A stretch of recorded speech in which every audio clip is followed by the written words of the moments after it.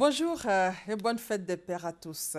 Aujourd'hui, les papas sont à l'honneur en Côte d'Ivoire pour marquer le coup. La ministre de la Femme, de la Famille et de la Protection de l'Enfant a rencontré plusieurs autorités dont le Premier ministre leur souhaitait une bonne fête des pères.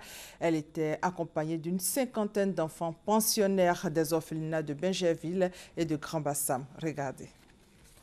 Visite surprise de la ministre de la Femme, de la Famille et de la Protection de l'Enfant, Euphrasie Yao, accompagnée d'une cinquantaine d'enfants de l'orphelinat des filles de Grand-Bassam et de celui des garçons de Bingerville à la primature, dans des structures d'information et dans des ministères. Première étape, la primature, où tout ce beau monde est venu souhaiter une bonne fête des pères au Premier ministre Daniel Blandincan et à travers lui à tous les papas du gouvernement et ceux de la Côte d'Ivoire. Honoré, Daniel Blandincan n'est pas resté indifférent à cette marque de considération. Je voudrais dire, Madame la ministre, c'est une excellente initiative que vous avez prise. C'est une grande joie d'être avec vous et avec les enfants. Le président de la République compte sur les enfants.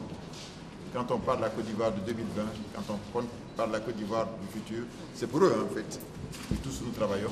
Avant la primature, Euphrasie Yao et ses enfants ont tour à tour rendu visite à plusieurs ministres, dont Anzoumana Moutaye et Téné Birahima Ouattara, pour célébrer les pères qu'ils sont.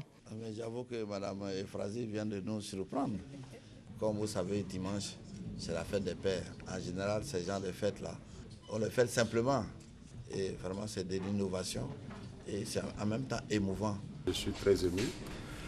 À l'endroit des enfants, je voudrais donc leur souhaiter un plein épanouissement, les remercier donc d'avoir fait le déplacement jusqu'ici pour venir nous saluer. Donc tout ce qu'on peut leur souhaiter, c'est vraiment un plein épanouissement. Les structures d'information telles que la RTI et Fraternité Matin n'ont pas été oubliées. Leurs responsables ont eux aussi eu droit à leur bonne fête, papa. À leur tour, toutes ces autorités ont remis des enveloppes d'un montant de plus de 6 500 000 francs CFA aux responsables des orphelinats pour continuer leurs actions en faveur des tout-petits.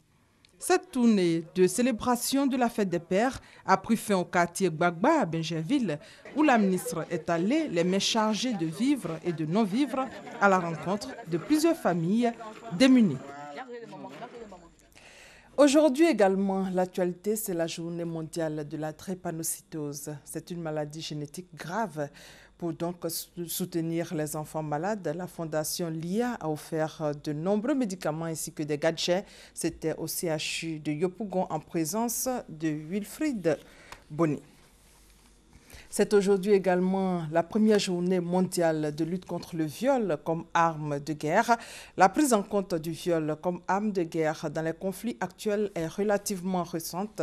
Elle n'a fait l'objet d'une résolution adoptée par l'Assemblée générale de l'ONU que l'an passé. Pourtant, cette arme serait utilisée dans plus de 10 pays dans le monde encore aujourd'hui. En bref, en République démocratique du Congo, 19 corps de clandestins éthiopiens découverts dans un conteneur. Ces 19 corps sans vie de clandestins éthiopiens ont été découverts par les services d'immigration de la province du Haut-Katanga dans le sud-est de la République démocratique du Congo lors d'un contrôle ciblé. Et en image, en Égypte, l'ex-président déchu Mohamed Morsi a été une nouvelle fois condamné à la prison à vie samedi par un tribunal égyptien. Il a été arrêté par les militaires en juillet 2013. 6 co-accusés, dont 2 journalistes d'Al Jazeera, ont été condamnés à mort.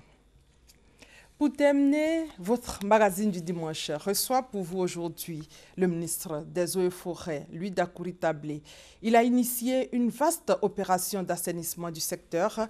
Première prise, une entreprise industrielle de bois d'Anané où la majorité des billes coupées ne respectent pas les normes. Un signal fort à tous ceux qui seront tentés de faire de l'exploitation illégale et illicite de bois. Le ministre Dakouri Tablé parlera donc de cette affaire Henri. Il dira pourquoi la forêt ivoirienne se dégrade de plus en plus et quelles sont ses solutions et sa vision pour son département. Rendez-vous donc tout à l'heure à 13 h. Merci de votre fidélité et bonne fête à tous les papas.